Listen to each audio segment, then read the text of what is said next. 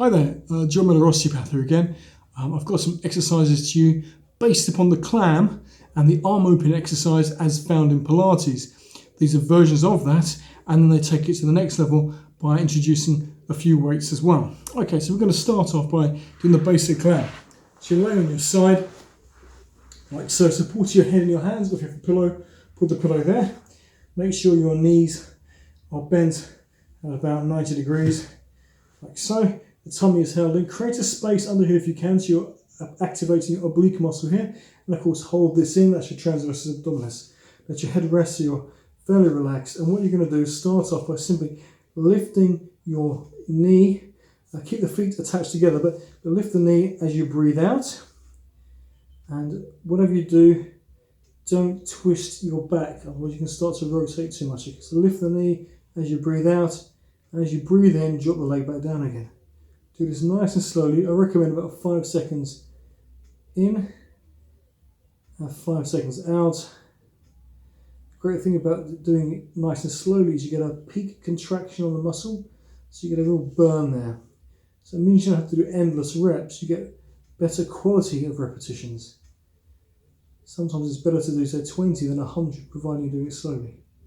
I've got my hand on my hip because it tells me whether or not my pelvis is rocking or not. I can feel that. You don't have to do that. If it helps, you can put your hand here just to stabilise yourself if you feel you're going to roll.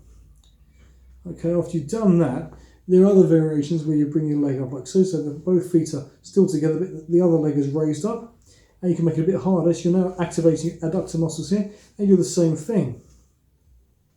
Like so, nice and slowly. The position actually causes your knee to drop down a little bit further, so it does burn a bit more. You get a greater range of motion. That's fantastic. Okay. It's always good to do them on both sides, of course. So make sure you do turn on the other side, especially if you're starting to fatigue. I normally recommend with something like this, you're going to aim to get about 10 repetitions. If you can, it's a good starter. And work from there. If you can get 20, even better. Again, changing the angles of both feet together and lifting both feet this time, and lifting the knee again and down. Of course, keeping a space as much as you can underneath here. It's a bit harder once you lifted the other leg off the ground to keep that space there, but just try to contract those muscles and down again. That's fantastic. Okay, now the next version of that exercise is you're going to be doing some hip extensions. Okay, so you're going to bring the knee up towards you, okay? That's it, to stretch out the buttock. And then you're going to bring the leg back, straighten the leg out, really kick it out. Now if you notice here, my leg is quite high, so I've opened a space up in the adductors. I'm stretching those hip flexors, and then I'm going to extend the hip back by squeezing my bottom and my bottom only. I don't want you to bend your lumbar spine. You'll see it, because what happens is your tummy starts to protrude as you do this. So the movement is simply from here, keeping this sucked in and tight the whole time, and kicking back. Now your stomach guides everything you do. In Pilates, I like to think of the methods behind it as simply keeping everything slim and tall, which is always a good place to be. At least visualise yourself becoming slimmer by sucking yourself in, and as you bring your leg out, really stretch it out behind, lengthen your body. That's good. And back down again. Let's do again the other side. And as I did, do it nice and slowly, especially this exercise. Okay, I'm going to do it from this angle so you can see it a little bit better. So you're here. Okay, your knee is up towards you. The leg is up and out. You can't see my foot, I'm afraid. But you're kicking back behind you as you lengthen it. And again, like I said before, the pelvis should remain stable and the lower back shouldn't play any part. If you're feeling your lower back, it means your back is kicking in, and it should purely be the glutes that are doing the work. That's great, okay. Good, once you're done with that, then we're going to move on to loosening off the shoulders again. And one of the common exercises you see in Pilates is it's got arm openings. Now what I'm going to do for this one is get a pillow. So you get a pillow, put it down with your head, support your head like so. Same position, of course, knees at 90 degrees, hips to 45 degrees. Arms this time out in front of you, okay? Lift one arm up in the air and let it roll. All the way to the other side. And then come back up again. And when you do this, think about your tummy. Think about this contracting and pulling you back to the centre. So it's your obliques here are pulling you back round again, okay? Otherwise, what's going to happen is you're going to use momentum of your arm and some of the lower back muscles to bring you around, which we don't want, okay? And nice and slowly and back. Now, if you feel comfortable to do so, you can use a small weight, and I would recommend a light weight, nothing heavier. So I've got 2.5 kilograms here. This potentially could even be too heavy.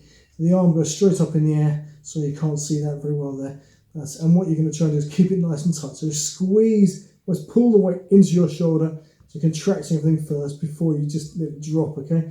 You may want to have it slightly further down, so it's not exactly at 90 degrees. You want to protect the shoulder joints, and then let your body roll. Remember, you're not doing a pec exercise per se.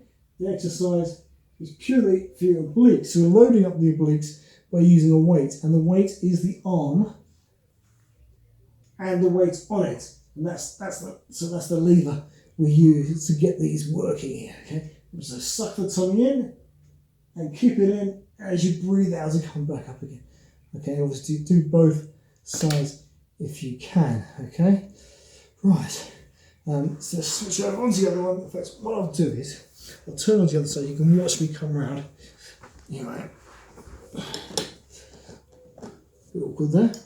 Okay. So as I had before, arm in the air, and drop my body all the way around like so. And again, contract my obliques as I come back to the centre. That's lovely. And again. Now the good thing about using a light weight here is not so much for the pecs, but for the rear deltoids and the rotator cuff, because when you're over here with the weight, the back of the shoulder here is having to work really hard to keep you in this position, okay? Maybe easier slightly to pull it closer towards you as you come back up against it there. Straight, okay? So if it's easier, keep it closer to you as you press up, right? That's always a good way of making it less painful. But if you can and you're happy to do so, keep the arms straight out in front of you, okay? And up and round. But like I said, it doesn't just work the pecs, it works the rear delts. And you want to get that kind of posterior chain around there, because if this is tight in the front, it's going to pull you forward, okay? So this exercise will help also to keep everything balanced. It'll tone the back as well as the front. Fantastic. Okay, so give that a try. Again, keep the reps relatively low. Think about quality of motion.